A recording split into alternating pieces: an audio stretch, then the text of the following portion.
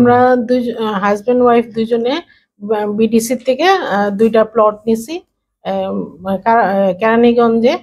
আমরা 20 বছর হয়ে গেছে জায়গার টাকা সবকিছু পরিশোধ করার পরেও প্রত্যেকবার গেলে আমরা এখান থেকে যাচ্ছি, আমাদেরকে যাইতে বলতেছে, আমরা সময় নিয়ে পয়সা খরচ করে যাইতেছি, কিন্তু ওনারা কোনো প্রতিকার করতেছে না, আমাদের জায়গাটা বুঝাই দিতেছে না। আমাদের এখানে পরিশ্রমের পয়সা আমরা ওইখানে লাগাইছি, আমাদের পয়সাটা সব টাকা পয়সা আমরা রেজিস্ট্রি ফি সহ সব টাকা আমরা পরিশোধ করছি। ওনারা বলতে ওমানে বাংলাদেশি মালিকানাধীন গালফ এক্সচেঞ্জ দিচ্ছে সেরা রেট। দেশে প্রিয়জনের কাছে টাকা পাঠাতে আজই যোগাযোগ করুন আপনার নিকটস্থ গালফ এক্সচেঞ্জে।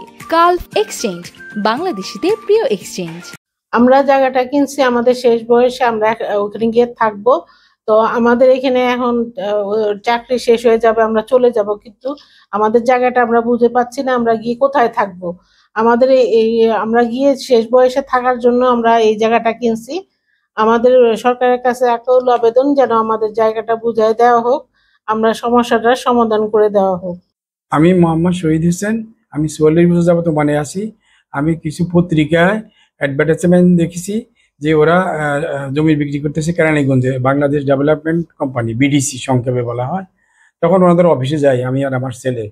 তখন ওনার সাথে কথাবার্তা হওয়ার পরে ফাইনাল হয়েছে যে আপনারা যদি আপনি 2.5 কাঠা দুটো নেন, 5 কাঠা না নিয়ে, তাহলে আপনি 10,000 করে ডিসকাউন্ট পাবেন। আমরা রাজি হয়ে যাই, ঠিক আছে, একটু লাভ হইলো।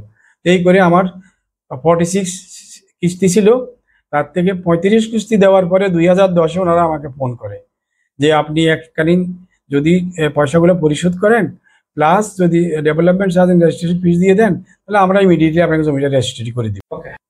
টোটাল 46 কিস্তি দেওয়ার কথা ছিল। তো ওনারা 35 কিস্তি যখন পরিশোধ হয় তখন আমাকে ফোন করে যে আপনি বাকি টাকাগুলো একসাথে দিয়ে দিলে প্লাস রেজিস্ট্রেশন ডেভেলপমেন্ট চার্জ দিয়ে দিলে আমরা ইমিডিয়েটলি আপনাকে জমিটা রেজিস্ট্রেশন করে দিব। কিন্তু টাকাটা দেওয়ার পরের থেকে ওনারা আমার সাথে প্রতারণা শুরু করছে। আজকে বলে এই বলে দেশে আসেন, আবার কয়দিন পরে আবার বলে দেশে আসেন। আমি আমার ফ্যামিলি নিয়ে বহুবার গেছি, মানে জমির থেকে আমার আসা যাওয়ার খরচ তার থেকে বেশি হয়ে গেছে। আমি আসলে ওনাদের পিছনে ঘুরতে ঘুরতে হতাশ হয়ে লাস্টে আমি বাংলাদেশ এম্বাসি শরণাপন্ন হই। বাংলাদেশ এম্বাসি একটা লেটার ইস্যু করে, চিঠিটা ইস্যু করে ওনাদের নামে প্রবাসী কল্যাণ মন্ত্রণালয়কে, প্রবাসী কল্যাণ মন্ত্রণালয় চিঠিটা ইস্যু করে বাংলাদেশ ডেভেলপমেন্ট কোম্পানিকে, তারপরে ঢাকা পুলিশ সুপারকে, প্লাস ডিসি অফিসে। তো করার পরে ওরা একটা চিঠি উত্তর দেয় এই বিডিসি। সেই চিঠিটা হলো এটা যে আমি তাদের হালনাগাদ টাকা পরিশোধ করি নাই, সেই জন্য তারা আমার জমি রেজিস্ট্রেশন করে দিচ্ছে না। আমি যে টাকা পরিশোধ করেছি এটা তাদের অডিট ডিপার্টমেন্টের কাগজ, 2011-তে সম্পূর্ণ রেজিস্ট্রেশন ফিস দেওয়া হয়েছে এবং তাদের অডিট ডিপার্টমেন্ট বলছে ওনার জমিটা রেজিস্ট্রি করে দেওয়া হোক, তারপরে আজ পর্যন্ত তারা দেয়নি। রিসেন্টলি যেটা হয়েছে এই 2025-এ আমি দুইবার গেছি ওনাদের ওখানে। ওনারা বলছে, প্রথমে বলছে আপনি 30 লাখ টাকা এক্সট্রা দিতে হবে, জমির দাম বেড়ে গেছে, আর তারপরে আপনাকে জমি এইখানে দেওয়া যাবে না।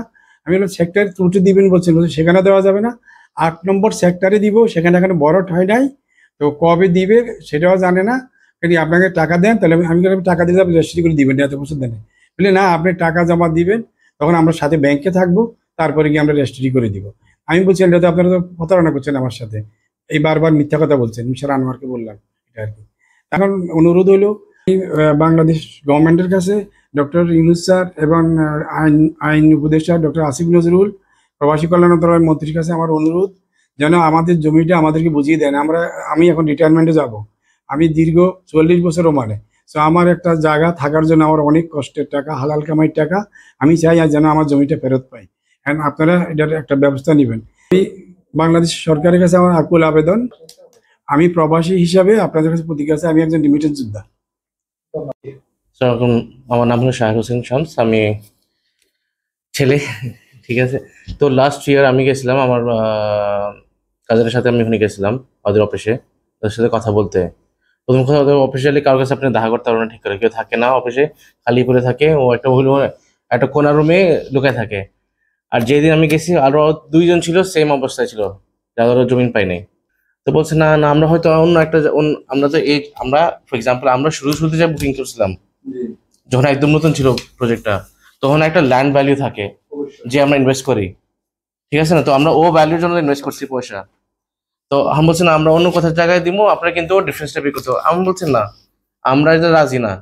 কেন এত বছর যদি আমি সেম পয়সাটা যদি আমি কোথাও ইনভেস্ট করতাম, কোনো বিজনেসে, কোনো আমি ব্যাংকে ঢুকে রাখি, কোনো মিউচুয়াল ফান্ডে, কোনো হেজ ফান্ডে কোথাও ইনভেস্ট করি, অনেক পয়সার ভ্যালিউ আপনি স্কেলেবিলিটিতে থাকে। যে প্রায় 20 বছর হয়ে গেছে এখন, 2005 থেকে 2025, 20 বছর হয়ে গেছে। তো ওরা ওটাও মানতেছে না, উল্টা বলছে আপনার আরো বেশি পয়সা দিতে হবে, আমরা অন্য জমিন দিব। আর অন্য জমিন এই জমির সাথে কোনো কারো কম্পারিজন নাই ভ্যালিউ হিসাবে। ওটা সামনে ছিল, ওটা আমি আমার মনে ছিল আমরা যখন একসাথে গেছিলাম এই, হ্যাঁ ই ছিল তো, ওটা ভালো লোকেশন দেখে আমরা চুজ করছিলাম। এখন এরা একদম কোথায় অন্য জায়গায় একটা দিতেছে যেটা আমরা, না ওটা কোনো ল্যান্ড এখনো ভরাট, এখনো পানি। হ্যাঁ তো ওরা উল্টা আরো পয়সা নিতে চেষ্টা করতেছে আমাদের থেকে এখন, আর খালি ঘুমাইতে চেষ্টা করতেছে। আর ও মহিলাটাও কোনো সময় ঠিক করে সহজ একটা আনসার দেয় না কিছু জিজ্ঞাসা করলে।